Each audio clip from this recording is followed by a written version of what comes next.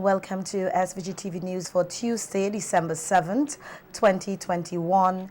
I am Rochelle Batiste with the details. Schools across St. Vincent and the Grenadines had normal operation today, the first day of a two-day strike action called for by the SVG Teachers Union against the government's vaccination policy for frontline and strategic workers, including teachers. The Teachers Union had earlier indicated that while it is not opposed to vaccination, it is opposed to forced or mandatory vaccination, which is what the government's policy is about. Under the statutory rules and order number 28 of 2021, frontline and strategic workers were given a time frame of November 19th, 2021, with a grace period of 10 days to take at least one dose of the available COVID-19 vaccines, and failure to do so, they will not be allowed to enter their workplace and deemed to have abandoned their job in accordance with the public service regulation. Earlier today, our news team visited a few schools in and around Kingstown to examine the level of participation on day one of the two-day strike action called for by the SVGTU, and the operations at the schools was normal. One principal who was willing to speak on camera said 100% of the teachers at the school who was scheduled for face-to-face instructions showed up. Very much for children coming back to school. I think our students would have suffered hard and long being out of school, and I am so much for them being in school. My teachers, we are blended, so there are some teachers who come in on different days. And all the teachers who are supposed to be face-to-face today, they are in. And for those online, they are online as well, teaching. So I haven't checked everyone online, but for most, I am seeing teachers going in online as well. So in terms of the face-to-face, we are not affected at all. But we'll have to verify for some of the classes and teams to see whether we were affected and so forth. But things are good, and I wish that the children can get even more instructions, so I'm happy that the teachers take this stance. The St. Vincent and the Grenadines Teachers Union has planned a mass protest for Friday, December 10th, 2021, dubbed Black Friday, as they continue to protest against the vaccination requirement for teachers and other frontline workers. Meanwhile, Dominican lawyer Anthony Astafan said he has been put on notice by Prime Minister Dr. Ralph Gonsalves for any legal action to be taken by the SVG Teachers Union and any other union over the government's vaccination policy.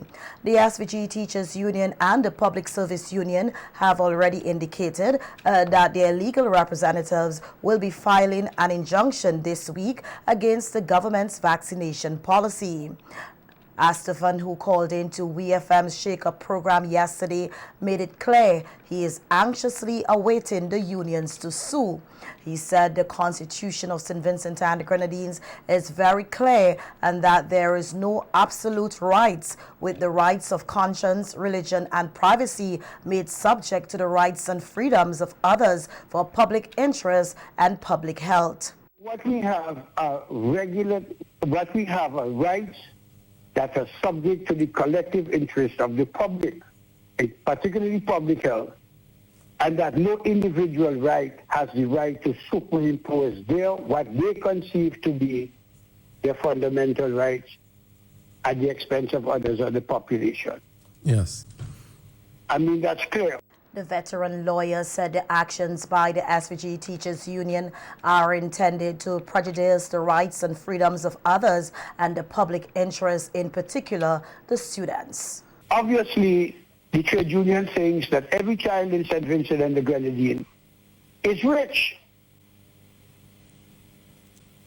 completely unaffected by Zoom classes, because they all have high-speed internet. They all have 2, 3, 4, 5, if it's a 5-child family. I mean, what's going on?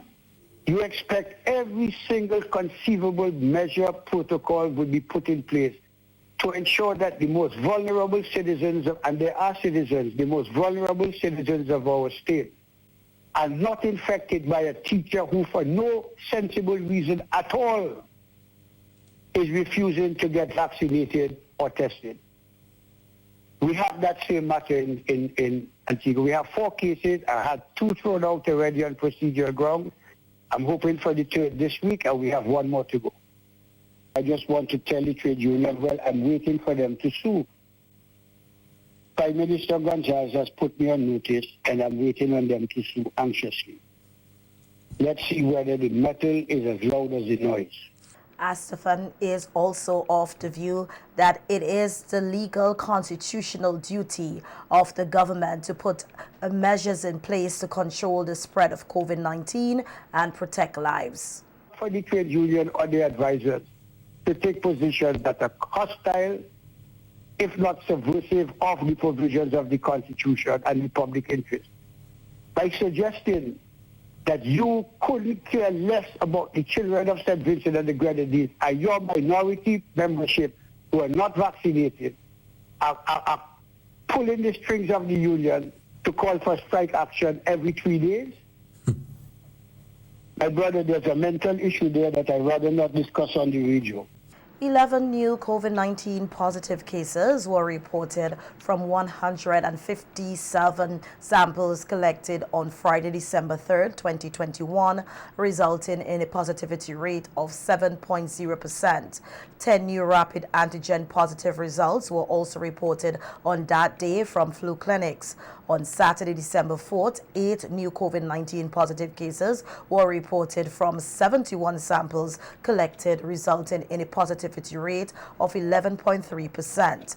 13 new rapid antigen positive results were also reported on Saturday from flu clinics, and on Sunday, December 5th, 2021, 3 new COVID-19 positive cases were reported from 6 samples collected, resulting in a positivity rate of 50%. 11 new rapid antigen positive results were also reported on Sunday from flu clinics. There are currently 5 patients admitted for COVID-19 at the Argyle Isolation Facility. All are said to be unvaccinated. 9 patients were also admitted to the COVID-19 ward at the Milton Cato Memorial Hospital. All are also said to be unvaccinated. No new deaths were recorded over the reporting period. No recoveries were also noted. 473 cases are currently active, and 76 persons with COVID-19 have died. 5,645 cases of COVID-19 and 5,096 recoveries have been recorded in St. Vincent and the Grenadines since March 2020. In other news, opposition MP for Central Kingstown, Major Sinclair Leacock, is of the view that the decision taken by the Office of the Director of Public Prosecution, the DPP, to drop the charges against 8 individuals who were accused of illegally organizing and taking part in protests in capital Kingstown in July and August of this year is a slap in the face of the government. Commenting on the matter on Extreme Radio today, Leacock noted that the 8 defendants had gone through weeks of stress and distress dealing with the matter, and to have their cases nolly-prossed does not speak well of the justice system. And to know that you can go to people's homes is the nature, and things take away from before a doctor, you know, or at the home of the General Secretary James and humiliate him, or enter the offices of the New Democratic Party, where the leader is located, to do an arrest, and all the other forms, the physical actions, and only to come back and say, well, look, you know, the law's not on our side. We made a mistake. We are sorry. There is no sufficient evidence or basis to go forward. So all the could go. We ain't bother with that. Just so? It stinks. Or is it, this is a balancing act that we let off the people in the Cornelius John matter? So 1-1. We even know. So we let off somebody for you too. What really? Was it? It sounds like a kangaroo justice system, and that the rule of law is really into a season of merrymaking. I don't know if it's consistent with the Christmas season and be of good cheer and somebody don't want to be like a Scrooge and they say, oh, let them go, man. The opposition MP said in recent times a number of cases have been brought against other individuals and then withdrawn, and this does not reflect or represent the nation in a good light. Seems to be rotten in Denmark.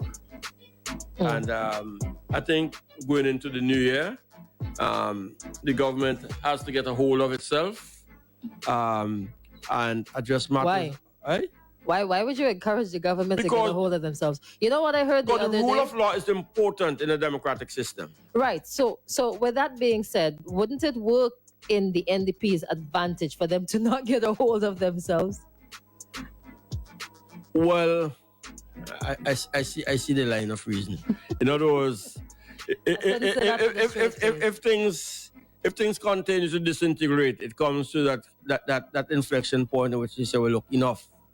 And people are called to an action. Well, I pray that you're right. This is why I give way to youth and wisdom. In an interview with SVG-TV News last evening, one of the lawyers representing the 8 defendants, L.K. Bacchus-Petit, said she was not surprised by the DPP's decision and that her clients are now in a position to sue the state for false imprisonment, among other infractions. St. Vincent and the Grenadines is said to be days away from exporting its first legal shipment of medicinal cannabis, which Minister of Finance Camilo Gonzalez said is a great accomplishment for the country. He was speaking at a virtual budget consultation on NBC Radio last Thursday. And that is a phenomenal accomplishment. There are a lot of countries in this region talking about ganja exports and freeing up the weed and all sorts of things. But when they try to sell it, they realize that the legislative framework they put in place doesn't allow them to sell cannabis internationally. Doesn't allow their artisanal farmers and their traditional growers to export marijuana. Implemented legislation that is fully compliant with international law. You remember when Minister Caesar was doing this, there were some people out there saying, man, free up the thing. Weed for everybody, how much plants, 6 plants in every house, and how much this and how much that, and just leave everything so. But we were never trying to just make it easier for people in St. Vincent and the Grenadines to smoke weed. According to a document that was read by Minister Gonzalez from the source Impact Justice, St. Vincent and the Grenadines is one of the first countries in the region to conduct legal, commercial, international export of medicinal cannabis. Impact Justice said, and this is in their latest newsletter where they analyze cannabis legislation. It says this: St. Vincent and the Grenadines is the only country in the region that has implemented medicinal cannabis legislation that is fully compliant with the rules and obligations of the international drug treaties, and the legislation has been approved by the International Narcotics Control Board. St. Vincent and the Grenadines will therefore be the first country to be able to conduct legal, commercial, international exports of medicinal cannabis. The finance minister commended Minister of Agriculture Soboto Caesar and the traditional marijuana cultivators here for bringing the industry thus far, as he highlighted some of the challenges faced in its development. We've always recognized that to make money in cannabis in St. Vincent and the Grenadines, you have to sell it somewhere. You have to send it overseas, which is why the illegal fellas send it overseas, and which is why we, the government, have to do it legally and sell it overseas as well. And so we put the framework in place, and Minister Caesar was brilliant in checking with legal scholars, professors, other lawyers, and crafting a legislation that is, as they say, Impact Justice says, fully compliant. And now you're going to get the first test shipments in the next couple of days. Those test shipments will lead to more shipments, more cannabis, more countries, more money in the medicinal cannabis space. And that is a critical accomplishment. And I really want to applaud Minister Caesar for the hard work there, because there was all kind of pressure from people making loose talk who never read one legal treaty yet, up to now. Haven't read a legal treaty, don't understand the international law. but we're just shooting off at the mouth. And now you see the value of hard work and planning in advance. The Ministry of Agriculture will be taking a targeted approach in 2022 to reduce the country's food import bill, which stands at $200 million EC. During a virtual budget consultation for farmers, Minister Sabota Caesar said he is mindful that addressing the food import bill cannot be done in isolation of the National Food Consumption Bill. Even with an increase in food production, Minister Caesar said the country's food import bill is still too high, with not enough concentration on the production of significant quantities of food which are currently imported. Caesar said import substitution has to be addressed, noting that with an expected growth in the tourism sector, there will be a demand for more vegetables, fruits, beef, etc.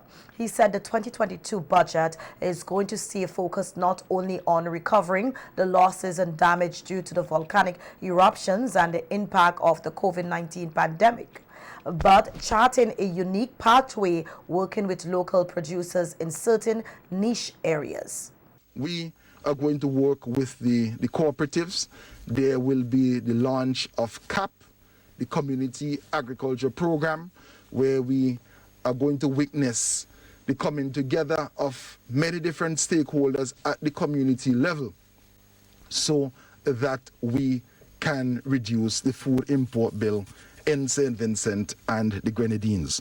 And we expect that we can, over a period of 4 or 5 years, create a significant dent into this food import bill that in some countries spiraling out of control, and we have been able to contain it in St. Vincent and the Grenadines, but there's still a lot of work to do. Minister Caesar also encouraged young people to approach the production of new commodities with an open mind. With several friendly governments and international organizations to transfer the technology to grow a large percentage of these commodities. And in the budget for 2022, we are going to provide seeds and seedlings. We are going to ensure that the platform is there to tackle the food import bill. With the aim to continue supporting the development of a modern medicinal wellness industry locally, Minister Caesar said this will include the further development of the medical cannabis industry, which is making preparation for its first international export. The Ministry of Finance was very clear that the work of the government is to set up the enabling environment. However, we will wish that the export will begin and that the millions of dollars that we have seen poured into the country by the private sector to ensure that the infrastructure is in place. Remember, this started first of all with the political will by the government to embark on this program and this initiative. Then we had a period where the legislative framework was put in place. Then we mobilized the factors of production. We had investors coming from many different countries, and I also want to continue to welcome them and to thank them. And again, as I said in fisheries, that the quest is that in 2022, no fisher is left behind. No traditional cultivator will be left behind. Local pediatrician Dr. Sherry-Ann Davis Andrews is urging parents and teachers to be vigilant at home and at school for the hand, foot, and mouth disease among children and to take the necessary precautions to prevent its spread. In a news release issued last week, the Ministry of Health, Wellness and the Environment said it is closely monitoring the situation as there have been increased reports of cases across the country. Hand, foot, and mouth disease is a common viral illness among infants and children under the age of 5 years, but can also occur in adults. A rash that will be presented on the hands, the feet, on the outside and the inner aspect of the mouth. Now it usually affects our younger children, so those less than 5 to 7 years old. However, their older children and even adults may be affected in very rare cases. How is it spread? It is spread from infected oral secretions or saliva. So this may be transmitted from one child to another who may put a toy in the mouth and that is shared with another child. It could also be spread through the stool. So if the hands aren't washed properly after passing stool, that hand could also spread that virus around. And Dr. Davis Andrews said the virus which causes the hand, foot and mouth disease can spread from person to person and usually starts with a fever, abdominal pain, vomiting, snuffy nose 2 days before the onset of a rash. It may be affecting the hands, and interestingly, it may just start like a mosquito bite or an insect bite. However, as time progresses, it may change to be somewhat of a vesicle, so it looks fluid-filled, and then eventually it crusts over. As I mentioned, the hands, but it may also affect not just the feet, it may affect the buttock area. What makes this rash so different as well is that whereas that insect bite would affect the outer aspect of the hands or the exposed areas, this rash could be noted between the fingers and even on the palms as well as the soles. The rash in the mouth usually starts as a spot, a red spot on the inner aspect of the mouth. But as time progresses, that also can become fluid-filled, and after rupturing looks like a small, shallow ulcer. So it would look like a very shallow ulcer with a gray base with a red rim. Now this is usually very painful. Dr. Andrews is encouraging parents to seek medical care early if their child is affected by the disease, noting that the sores can lead to dehydration. For the fever and pain, we may be given some over-the-counter acetaminophen or paracetamol, which will help with the fever and the pain. We'll also recommend that the children remain very hydrated. So lots of fluids, especially during this time where there may be a fever and their intake is significantly decreased. I would recommend that you see a physician when, one, you're not sure of the diagnosis. Now, it's important to understand that there are numerous conditions that can present with a fever and a rash. And it's important that the diagnosis is correct because there are some infections that will require even further or additional treatment. I would also recommend seeing a physician if there is concern about intake. So a child who's not eating and drinking sufficiently may need additional support for hydration, which could be offered in an outpatient setting and in some cases even in a hospital setting. In a child who may have vomiting, is unable to tolerate oral fluids, that is definitely an indication for some additional hydration. And a social worker in the Ministry of Health is calling for all stigma and discrimination against persons living with HIV and AIDS to end. This comes from Roselle Solomon as the Ministry of Health, Wellness and the Environment continues to bring awareness to HIV and AIDS. Population is to know your status. Those who have been diagnosed with HIV, they know their status. The issue is we don't know our status, and that's the first thing that we need to look at. We need to know our status. For those who are feeling as if they cannot come to clinic or seek medical help, I encourage you to do so, because early detection, early intervention adds years to your life. Other to that, a lot of our children suffer because their parents are no longer around.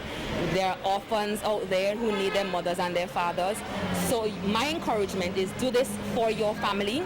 And for those who still discriminate against those living with HIV and AIDS, it's time we end stigma and discrimination. It really affects how people function. It affects their mental health. It affects how we all deal with each other. So we definitely need to end stigma and discrimination. And we do need policies out there to help our people function in society. Solomon said while the mental health and well-being of the population is very important, it is even more important for a person who has been diagnosed with HIV or AIDS. Idea is that before, during, and after testing that someone is supported. That's why we have voluntary counseling and testing services to identify person's risk factors. When someone is diagnosed with HIV, obviously there will be an emotional toil, emotional challenges, and that's where psychosocial support comes in.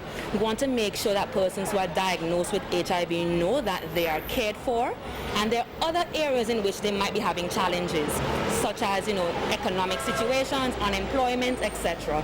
And because we work within the government system, obviously we are tapping into not just other ministries but other private sectors who are out there willing to help those who are going through difficulties. A lot of the times we don't understand sometimes that, you know, there are people out there who are still stigmatized because of HIV. It's not a new pandemic, it's not a new disease, and therefore we are out here trying to make sure that we give information to the population regarding how to care for someone living with HIV, how to go about interacting with someone living with HIV. We all need support. The social worker noted that this year has been a very challenging year, especially for persons living with HIV or AIDS. While we are here, it's not just about HIV alone, it's about COVID, about any other disease. We all go through challenges and we need that support. So we want to make sure that we have the population be more supportive. We want to erase stigma and discrimination. The year 2021 has been challenging. We've had our volcanic eruptions, we have COVID, and we have other situations. And because of COVID, a lot of our small businesses have been diminished. And therefore, those who are living with HIV who would have had those jobs were also grossly affected. So not just the general population has been really affected, our HIV population has been grossly affected. And that's why we were tapping into different institutions, different individuals to make sure that our people are cared for, because at the end of the day, we're all Vincentians. We all go through challenges, and to know that there's an institution, somebody out there that's just willing to take care of us.